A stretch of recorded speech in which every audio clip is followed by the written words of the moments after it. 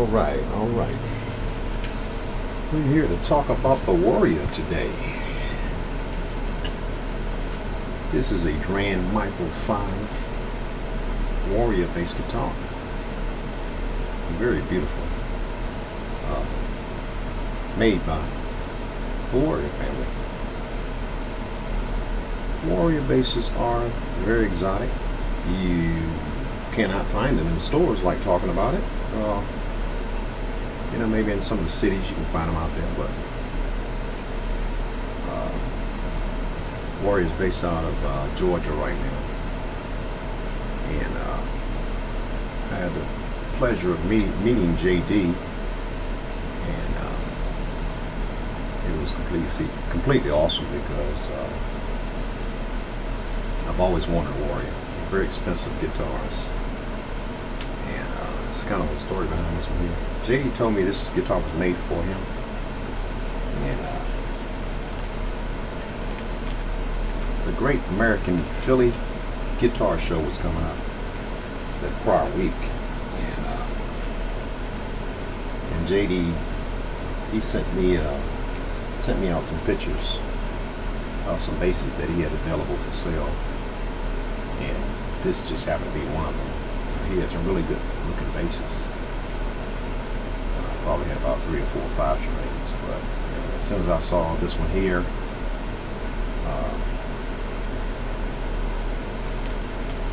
I wanted it.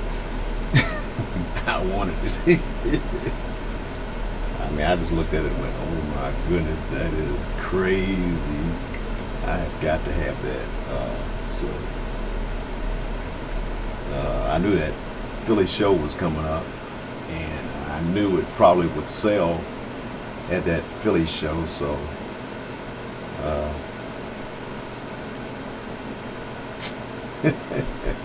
had just had JD make me a bass, probably what, a month and a half prior to that. And oh, Jay, he know I love my basses. I love my basses. So yeah, we talked and we made a deal and everything. Next thing you know, it came in the mail. And one thing about this bass here is different from my other bass I had JD make for me, is the selection of woods. You know, the selection of woods just gives it a certain sound that when I first heard this thing here, as far as, you know, it was different from one I had made. To me, I think these woods here are a little bit harder woods than what I have, and just that sound that it gives out is just, it's the sound that, you know, I like and I want. So let me go explain to you what we got here from what I know. Okay, this here is a spalted maple top, this here, and an alder back, and as you can see, this thing is absolutely freaking beautiful green. You know, you see where it just kind of just faded in, and this is the regular color of the wood right there, the natural color of the wood.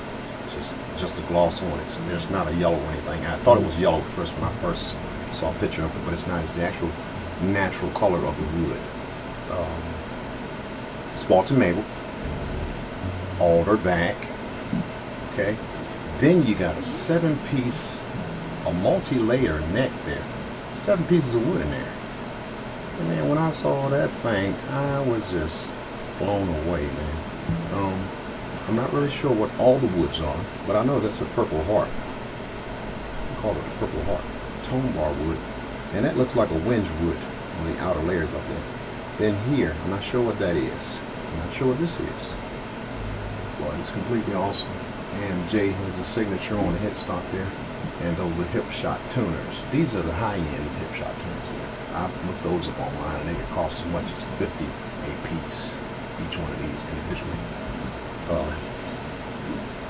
Something else is exciting about Warrior basses too is, you look there, the strap button is not the type that sticks out. It's kind of inserted into the body, and it's pretty cool. I like the way it works. You know, rather than sticking out, it's really cool. You know, And when you buy these basses, JD, he gives you a strap, and he gives you the actual strap lock that comes with that. So, and his straps too also have the Warrior logo on the strap itself. And matter of fact, everything JD has his logo, you know, Warrior printed on it. The case does. He even got Warrior cords. And I didn't know that until I just received this base.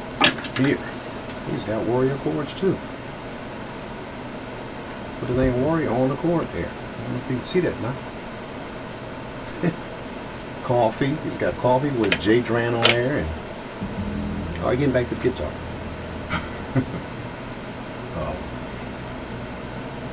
As you can see, the name Warrior is stamped in there.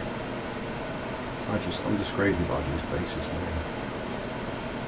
You know, they're expensive, but it's an awesome bass. Okay, we've got Bartolini's there. Bartolini's. And these preamps, man, are just crazy sweet. I mean, it's just... These are 18-volt systems that are inside of these basses. Hipshot hardware. And Hipshot, what they do for JD is they make these bridges especially for him.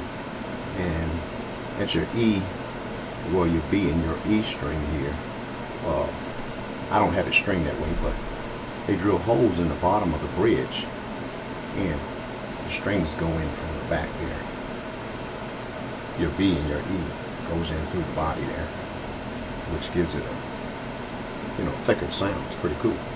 And another thing that I really like is what he does here with the bridge. The actual body is routed down in the area where the bridge is, where the bridge inserts inside the body at least, I would say, maybe anywhere from a 16th to a 32nd of an inch. So that bridge mounts inside of that routed area, so therefore it cannot be pulled forward. Or if you think about it also, for a setup, it actually makes it pretty easy to set it up, because the bridge on most, you know, guitars, they normally go, the strings will kind of go down here, but by that bridge being mounted in the body, it kind of almost gives it an uphill effect, so it makes it really easy to set it up, real easy. And then you see your pocket where your truss rod is, and, you know, you adjust it from this end rather than most guitars are normally at the headstock end.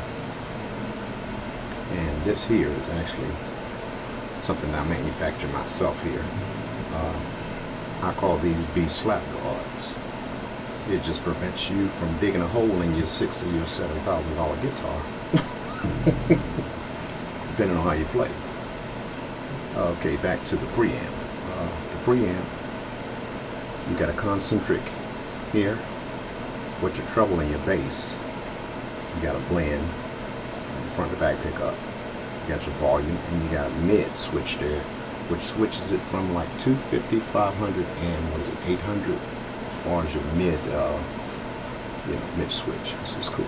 That's the mid-range switch there also, and it's just a killer preamp. I mean, it's just way more power than you really need, like talking about. It's crazy. And also, let's get back to this neck here. Jay told me that he was trying to describe to me what the stuff is, some type of pearlescent type material here, and I think it, if I'm not mistaken, it said it was custom made for, you know, what's in here, the fret blocks. It's absolutely beautiful there. I'm gonna have to make me a red bass, almost just like this, but 4-string, because I play more 4 than I do 5-string bass. I just use mainly 5- and 6-string basses for melodies in my songs. But get back to the fret anyways, as you can see, awesome as that's going to be. It just blends right on in with the green there, and at the 12th fret you have the score, you know. That's something that Jay will do a lot on the guitars. You see it on all the guitars, matter of fact. And yeah, the neck itself, this dark wood here is an ebony. It's an ebony fretboard there. And as you know, like I said before, these selections of woods just produce a really good sound. And Yeah, I'm crazy about this thing. And also, back here, you got your Nutrix lock back there for your cord. Nutrix lock. Press down, pull it out. You know, sort of. It's something to get used to if you're not used to it. But it becomes pretty easy because while you're playing, when you stop, I just kind of put my finger right here on the cord, and my thumb goes right there, and I just kind of pull and push at the same time when I go to take my cord out of there, and it works really good. Another thing I was pretty impressed too with the electronics. I'm assuming that Jay, from when I was talking to him on the phone, I could see that he had the guitar open and everything, that he does the electronics. I just noticed how neat it was. It was so professional. I had never seen a guitar with the electronics. I don't have the cover off right now, but it was just so professional. Everything was so neat and so tight, tie-wrapped together, and it was just very organized inside there. Most guitars, you open the back up, I mean, you got wire stuff going everywhere, But it was just, I was so impressed with that, just that part of it, And then you can see this is a bolt-on neck. And I normally don't buy bolt-on neck guitars. I normally play neck through, but for my playing style, which I'm really not a bass player, but I'm just a kind of desperate musician, and any way I can create music, that's just what I do. I'll pick up any instrument and play it to produce sound. Yes, things just so awesome. So I just want to thank JD and Warrior family for this guitar. And I love Warriors. These are the most playable basses I've ever laid my hands on. I've been messing around with guitars and basses for probably about 7-8 years now, and it's just crazy. I love it. And this thing just sounds amazing.